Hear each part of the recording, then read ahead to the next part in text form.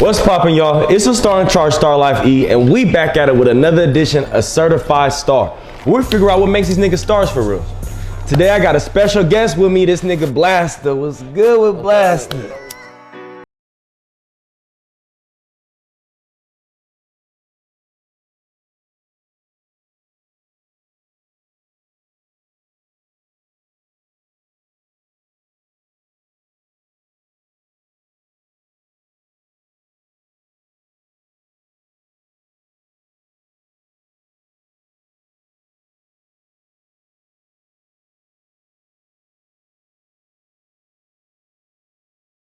Doing? I'm small. For those who don't know, who is Blaster? Is Blaster right? Am I saying it right? Blaster, yeah. Blaster, okay, yeah. Blaster, shit. I'm trying to show y'all who Blaster is now, man. Shit, Blaster, North Side of Richmond. Shit, I've been doing this shit a couple years now. It's just starting to pick up. Okay. Got a few hits under my belt, a few tapes and shit, man. I've been flooding the streets a little bit, huh? The streets with all this shit, man. You hear me everywhere. Yeah, for sure. That's why I had to secure that interview. Certified Star, nigga. Your name ringing some bells for real. Yeah. So here at Star Quality, we wanted you to take us back to the trap, take us back to where it first started. So let's start off with your childhood for real. You said Richmond, right? Yeah. Man. Okay, so take me back to Richmond. Shit, when I was young, I was young. Nigga, I ain't do the sports because I was too small for the sports and shit. So okay. I had too much time on my hands, so I used to be getting in trouble, burglarizing shit and a whole bunch of that shit, going to the hall and shit. Then motherfucker keep getting in trouble, butting their head, then you graduate to the county. From the county, I graduated to the feds, then the state, and now I'm deciding to take rapping serious. Taking rapping serious. So can you take us back to a little bit of when you was down for and what you go for? Oh, the longest bid I did was, for juvenile, my first juvenile case was a burglary. Then I got violated about 2-3 times. Then I turned 18, caught another burglary.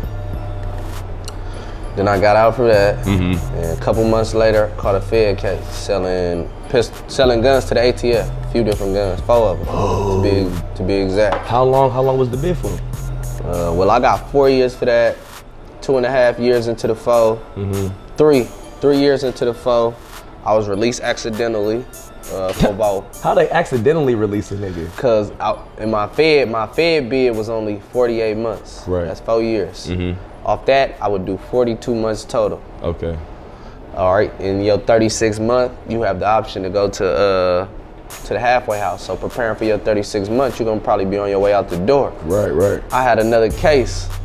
And I went to go to court before my 3 years was up, fought the case, got sentenced to 11 years. They was supposed to put a CDCR hold on me, never did. So when I went back to federal custody, federal custody processed me out like I was supposed to get out. I didn't tell them I wasn't supposed to get out. As soon as I got out, I didn't go to the halfway house. I got outie. It just was shit. I was out. A free man. That nigga was a free. Look, ain't don't say shit extra else to nobody. Went to jail 45 days later. That's like a write-up for that motherfucker. Right. Back to the pen, but only thing, now I owe them, I said 42, so I owe them 12 more months. Now I own 15 months on top of that for the escape charge, you feel me? They did an escape charge? Yeah, so they indicted me for escape and sent me back, so I had to do 22 more months. And they did an escape charge for you being off, like getting off free that one time without saying nothing to no one, and they said that was escape? Yep. Wow. So Fed custody, I did about 68 months total. So that's 5 years, 8 months. Then I went to the state for an additional year. Woo! See, it was supposed to be additional 5 years, but the Proposition 57, thank everybody that voted for Proposition 57. That's what got me out. That's what got you out? Because I was down for all the enhancements. I didn't do nothing with the gun. I didn't rob nobody with the guns. It was just guns. It was just guns, and then they try to tack everything on top of that. Enhance it, the gang, and Then they switched the law. If you ain't doing nothing with the gun, they can't charge you for like that. So that's how I got out.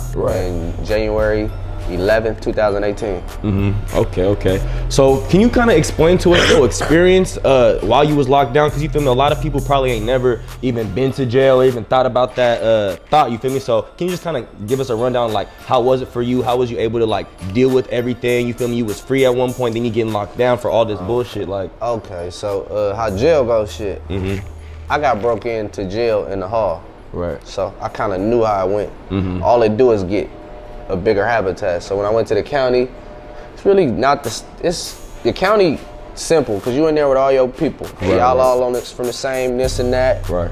Now when it get different is when you go to the jail where you don't know nobody at. That's where it come out you at. If it's not in you, whatever you think you is, it's gonna come out you when you ain't got nobody with you. Right.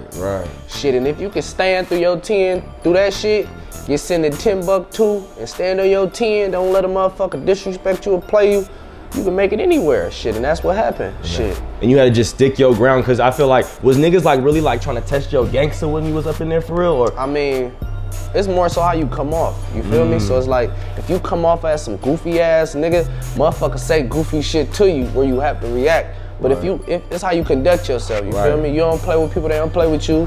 You don't owe them, they don't owe you.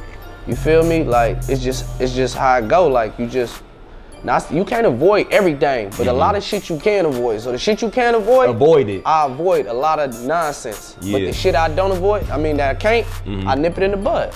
Rules of bullshit, bop, we fighting, win, lose, or draw. They not gonna do it again. Right. Don't nobody wanna fight a motherfucker every day. Every day, fuck no. I don't give a fuck if you, they gonna be like, I gotta beat that nigga ass, bro. I had to beat the shit out of him, bro. He wasn't playing with me, versus I slapped that nigga, he ain't do shit. Right. You feel me? So nigga gonna fight me hard. You feel me? You gonna have to. Yep. And once they see that about your demeanor, a lot of shit don't even really be coming your way.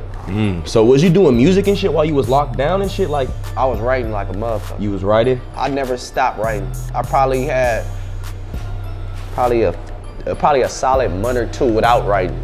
Okay. I'm not even sure of that, but I stayed writing. So when did you like first initially start getting into music for real? When I was younger, you know, I was under that shit. I was fucking with the music here and there. But nobody else really doing it. I mean, few people was around my way. Yeah. But then it's like, none of them taught me how to rap. I knew how to rap off watching TV and my sister and listening to music and artists and, you know, Snoop here and shit like that. Right. The artists I was seeing. So nobody really inspired me to rap other than people I seen on TV and shit. So when I did it for me, I didn't know to bite nobody. It's so hard trying to rap perfect and be metaphoric and shit. Right. That's when I grew up, that's how I was, metaphors.